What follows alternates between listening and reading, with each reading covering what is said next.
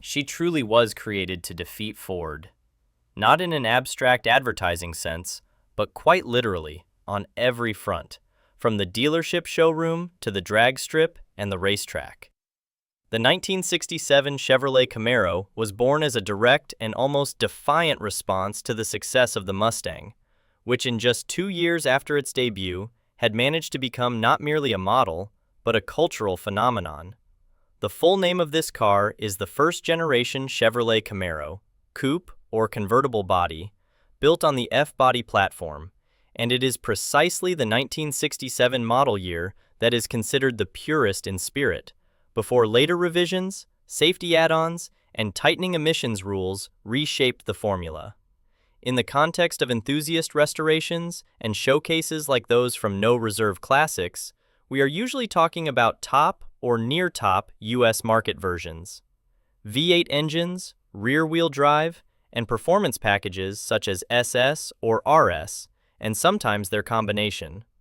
By class, it is a compact coupe by American standards, but by philosophy, it is a full-fledged pony car, created to give young buyers maximum emotion, power, and aggressive styling for relatively accessible money.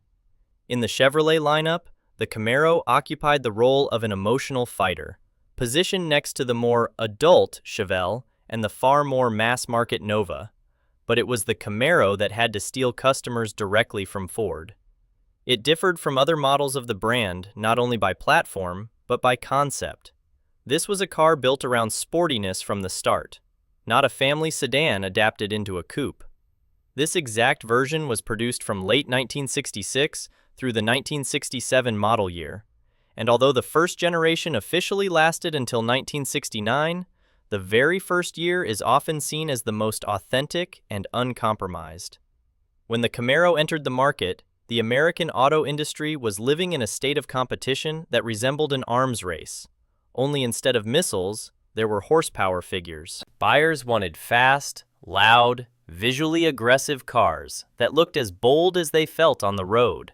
Fuel was cheap, emissions requirements were minimal, and safety regulations had not yet begun to dictate bumper shapes and steering column designs. Insurance companies were already starting to worry, but for young buyers, this only added to the rebellious image, rather than acting as a true barrier. For General Motors, the arrival of the Mustang was a painful wake-up call. A market segment had been missed, and an answer was urgently needed. That is why the Camaro was not an evolution of an existing model. It was a completely new product, developed from the ground up with a very specific mission: to take market share away from Ford. Inside GM, the Mustang became a benchmark in the most literal sense. Engineers bought several examples, stripped them down to bare shells, measured suspension geometry, seating position, visibility angles, and even pedal placement, then deliberately tried to improve on what they saw as weaknesses.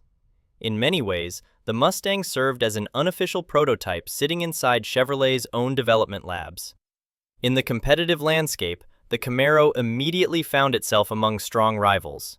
The Mustang, the Plymouth Barracuda, later the Dodge Challenger, and within GM itself, the Pontiac Firebird, built on the same platform. From the beginning, however, the Camaro was positioned as a more muscular and aggressive alternative to the Mustang, especially in big block V8 form. Where Ford leaned heavily into style and lifestyle image, Chevrolet added a sense of serious mechanical intent and racing ambition. One of Camaro's biggest strengths was variety. A buyer could choose anything from a relatively modest six-cylinder version to a drag strip-ready SS with a 396 cubic inch V8. It's sometimes lost in terms of friendly, fashionable image. The Mustang felt more universal and trendy, while the Camaro looked tougher and more focused. A typical Camaro buyer was someone who wanted not just a pretty coupe, but the feeling that real force lived under the right foot. In price and equipment, Camaro ran almost side by side with Mustang, but often offered more power for similar money, which helped build its reputation as the choice for those who listened to their heart and the sound of the exhaust. First impressions of the '67 Camaro are all about tension and readiness, as if the car is about to launch even when standing still. The design is not extravagant, but it is bold in its sporty simplicity. At the time of release, it looked modern and even aggressive, especially compared to the softer shapes of early 60s cars. Over time, this look has not aged. It has become classic, now perceived as a distilled expression of the era, where every line serves the idea of speed.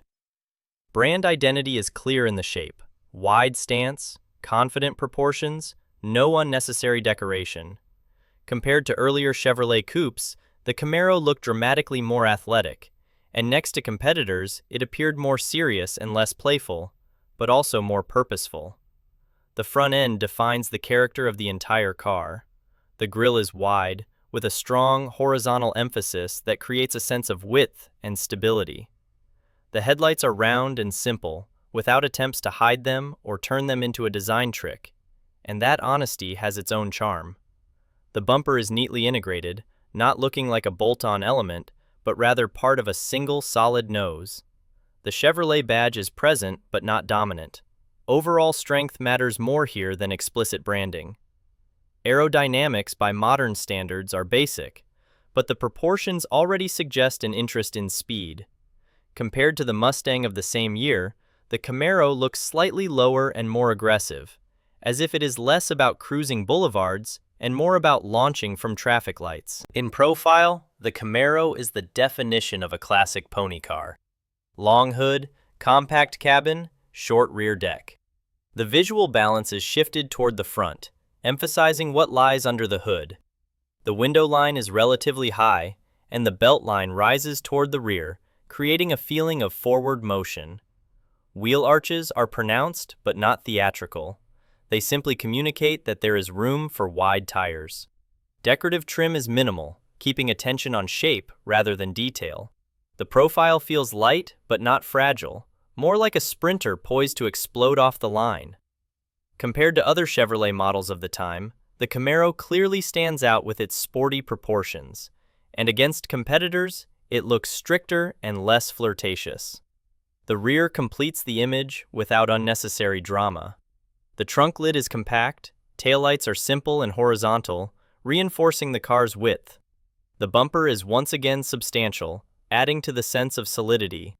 The rear works in harmony with the front, with no feeling that the design suddenly ends. In traffic, the Camaro is easily recognized by its silhouette and stance, rather than by complex lighting elements. Compared to rivals, it is less decorative but more cohesive, which only strengthens its sporty identity. Inside, the Camaro greets the driver with the atmosphere of a car built for driving, not for showing off social status. The seating position is low, the steering wheel is close, and the long hood ahead constantly reminds you that you are in control of something serious. Front space is sufficient, forward visibility is good, rear visibility is predictably limited. Material quality matches the class, not luxury, but honest and durable. The interior fits its price and segment, making no promises it cannot keep. Compared to earlier Chevrolet coupes, the cabin became more driver-focused and sporty. Against competitors, the Camaro did not impress with luxury, but it won with the feeling of a proper driver's environment.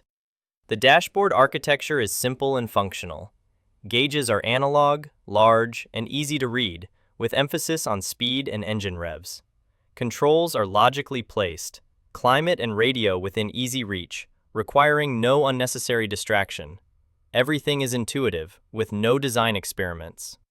The interior follows general brand solutions, but is tuned to match the sporty character of the model, making it recognizable but not generic. Materials are typical of the late 60s: hard plastics, vinyl, and cloth. Panel fit was good by the standards of the time, with no sense of flimsiness when new. Sound insulation is moderate, but that is more a deliberate choice. The engine is meant to be heard. Compared to competitors, Camaro sits at the same level. No one in this class prioritized premium feel. Emotion was the main currency. Practicality is secondary here. Front seats are comfortable and wide, suitable for long drives. Rear seats are tight, especially in headroom, and adults will not enjoy long trips back there. The trunk is usable for weekend trips, but not for moving house. There is no real cabin transformation, which is normal for a coupe of this type. For family duty, it is not ideal, but for two-person road trips, it fits perfectly. Technically, the Camaro offered a wide range of engines, from inline sixes to powerful V8s. In the context of built-to-beat Ford, most attention goes to V8 versions like the 327 or 396 cubic inch engines, producing from about 275 to well over 350 horsepower. Torque arrives low in the rev range, making acceleration feel strong even by modern city standards. Transmissions were manual or automatic, drive was rear wheel, suspension relatively simple, tuned for a balance between comfort and stability. Brakes were adequate for the time, but require upgrades today for serious driving. For its era, the mechanical package was fully contemporary and exactly what buyers expected from a sporty coupe. On the road, the Camaro is first and foremost about sound and thrust. Acceleration is confident, without the need to rev the engine to extremes. In the city, it feels sure-footed, though size and turning radius remind you this is not a compact car. On the highway, the car is stable, excellent at holding a straight line, encouraging fast, relaxed cruising. The suspension is softer than that of modern sports cars, which adds comfort but allows body roll in corners. Handling is predictable, but not razor-sharp. This is a car for confident, not aggressive driving. Noise and vibration are part of the character rather than flaws. The Camaro is best suited for cruising with the option of sudden bursts of speed, highway driving, and that simple joy of pressing the gas just because you can. In terms of reliability, everything depends on the condition of the individual car. Engines are durable with proper maintenance, but cooling systems, carburetors, and electrics need attention. Rust is the main enemy of the body. Maintenance today can be costly, but parts availability is good thanks to the model's huge popularity. When buying, it is crucial to check body geometry, structural integrity, matching numbers, and the quality of previous restorations or modifications. One particularly fascinating detail that reinforces the idea of the Camaro being born from rivalry is the story behind its name. Officially, Chevrolet claimed Camaro came from a French word meaning friend or companion. Unofficially, when journalists asked executives what a Camaro actually was, they jokingly replied that it was a small, vicious animal that eats Mustangs. The line spread quickly and perfectly captured the competitive spirit behind the car. Half joke, half truth, it became part of Camaro folklore and remains one of the most quoted anecdotes in muscle car history. There is also the motorsport dimension that added real credibility to the image. Chevrolet supported racing efforts in Trans Am and other series almost immediately, knowing that victories on Sunday sold cars on Monday. Even if most buyers never saw a racetrack, knowing that Camaros were battling Mustangs wheel-to-wheel at professional level made the street car feel connected to something bigger. Performance options on road cars were often inspired directly by racing experience, blurring the line between showroom model and competition machine. Looking at the model's evolution, later years brought changes in design and engineering, but 1967 remains in memory as the starting point, the moment Chevrolet openly challenged Ford in this segment. Later generations grew larger and heavier, and eventually became more compromised due to laws and economic pressures. In time, the original pony car philosophy was temporarily lost, and the Camaro name went through periods of decline and revival. Today, the 1967 Camaro is a car for those who want to touch the beginning of a legend. It suits collectors, enthusiasts, and anyone who values atmosphere as much as numbers. Its main strengths are design, charisma, sound, and historical importance. Its weaknesses are safety, modern handling standards, and practicality. It is chosen over competitors when what matters is not just owning a classic muscle or pony car, but owning the one that was born as a challenge and as a weapon in the loudest automotive duel of the 60s. If we compare it today, logical alternatives are the Mustang of the same year, the Pontiac Firebird, and the Plymouth Barracuda.